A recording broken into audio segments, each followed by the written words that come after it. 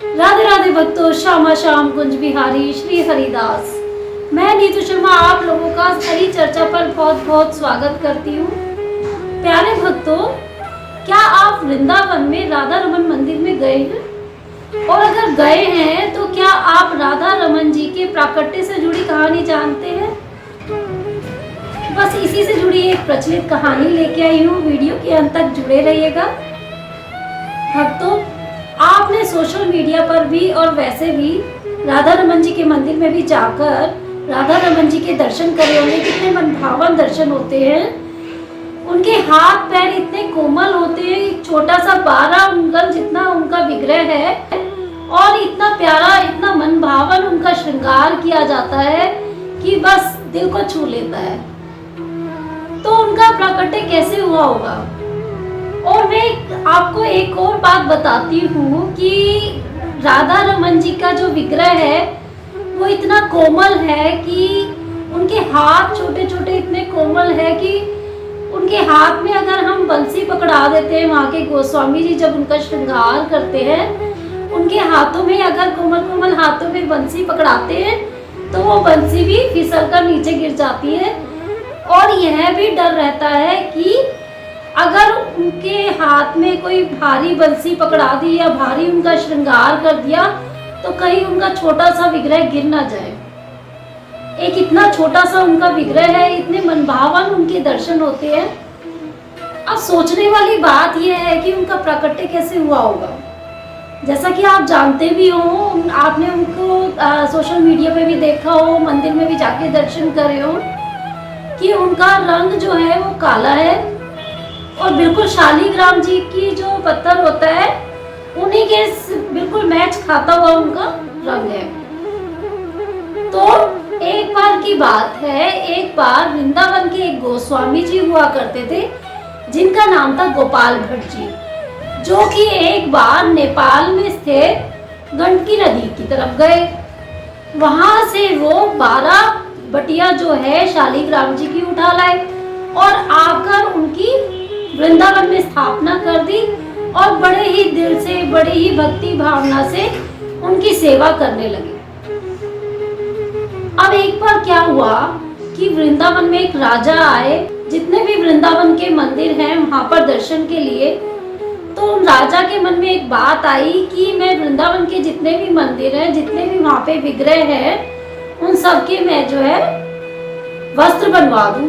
और उन्होंने सभी के जितने भी विग्रह थे इस मंदिर में रखे हुए थे, सभी के वस्त्रों का जो साइज था वो दिलवाना शुरू कर दिया कि सभी का साइज लेते जाओ, सभी के वस्त्र बनाते जाओ। अब आई बारी गोपाल भट्ट स्वामी जी के मंदिर की, जहां पर 12 बटिया रखी हुई थी शालिग्राम जी की।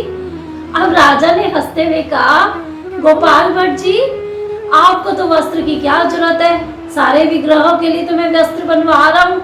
आपको तो छोटा छोटा मैं कपड़े कटवा के दे देता हूँ, आप उनका आसन बनवा के दे देता हूँ और आप अपने शालिग्राम जी के नीचे लगा लेना।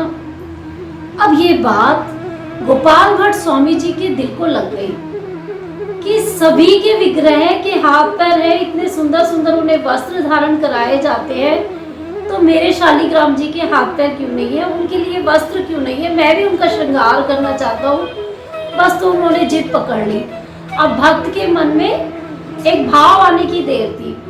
अब वो दिन रात इसी उनको जिद लगी रहती थी कि हे शालिग्राम भगवान, हे मेरे कान्हा जी गोपीनाथ, सभी विग्रहों के हाथ पैर होते हैं, आपके क्यों नहीं है। अब उन्होंने जैसे ही जिद पकड़ी, अब रोज इसी प्रार्थना के साथ कि मैं भी आपको वस्त्र पहनाना चाहता हूँ, मैं भी आपके श्रृंगार करना चाहता हूँ, आपके हाथ पैर हो, आप गोपीनाथ जैसे सुंदर हो तो कितना बढ़िया हो। अब एक दिन तो वो इतने रोए कि हे मेरे शालिग्राम भगवान, मैं आपकी सेवा करना चाहता हूँ, आपके हाथ हो, आपके पैर हो, आपका सुंदर मुखार बिंदो। अब रात हो गई। अब सुबह उन्होंने जैसे ही मंदिर के कपाट खोले तो उन्होंने देखा उनके शालिग्राम जी से बड़ा ही सुंदर मनभावन विग्रह का प्राकट्य हो चुका था। इतने सुंदर सुंदर उनके कोमल कोमल छोटे छोटे हाथ, छोटे छोटे पैर और वक्षस्थल और इतना मनमोहक उनका मुखारबिंद जो है बन चुका था। तो गोपाल भट्ट स्वामी जी को इतनी खुशी हुई देख के, इतनी खुशी हुई। कहा जाता है उन्होंने अपना जितना भी उनसे उनका सामर्थ्य था उनकी खूब सेवा करी।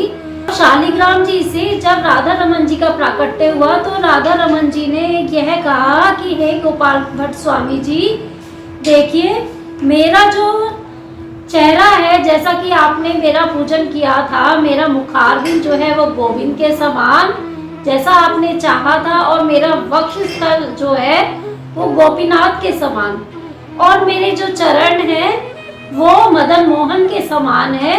तो ऐसे ही जिनको गोपाल भट्ट स्वामी जी ने चाहा था उसी रूप में राधा रमन जी का प्राकट्य हो गया। ये था शालिग्राम जी से राधा रमन जी के प्राकट्य की कहानी। और राधा रमन जी के ही मंदिर में गोपाल भट्ट स्वामी जी का समाधि जो है वहाँ पे बनी हुई है। आप लोग वहाँ पर जाके उनके दर्शन कर सकते हो। ये जो राधा रमन जी का प्राकट्य जो हुआ था वो नरसिंह चतुर्दशी के शाम को ही हुआ था, इसीलिए ये आगे पीछे दिन मनाए जाते हैं पूर्णिमा के आसपास। पूर्णिमा से पहले जो चतुर्दशी पड़ती है उस दिन नरसिंह चतुर्दशी मनाई जाती है। उस दिन नरसिंह के रूप में भगवान ने अवतार लेकर प्रहलाद ध्रुव की जान बचाई थी और हिरण्यकश्यप का अंत किया था। और इसी तरह ही इससे अगले दिन पूर्णिमा वाले दिन राधा रमन जी का प्राकट्य हुआ था और वृंदावन में ये दोनों दिन बड़े धूमधाम से मनाए जाते हैं। तो मैं उम्मीद करती हूँ आपको मेरी ये जो स्टोरी मैं आपके लिए लेके आई हूँ राधा रमन जी के प्राकट्य से जुड़ी, आपको बहुत पसंद आई होगी। इस वीडियो को ज़्यादा से ज़्यादा शेयर कीजिए, और अगर आपको मेरी ये मनभावन कहानियाँ पसंद आती हो, सनातन धर्म से जुड़ी परंपराएं अगर आप जानना चाहते हो तो आप चैनल को सब्सक्राइब भी कर सकते हैं। इसी के साथ मैं आपसे विदा लेती हूँ। राधे राधे।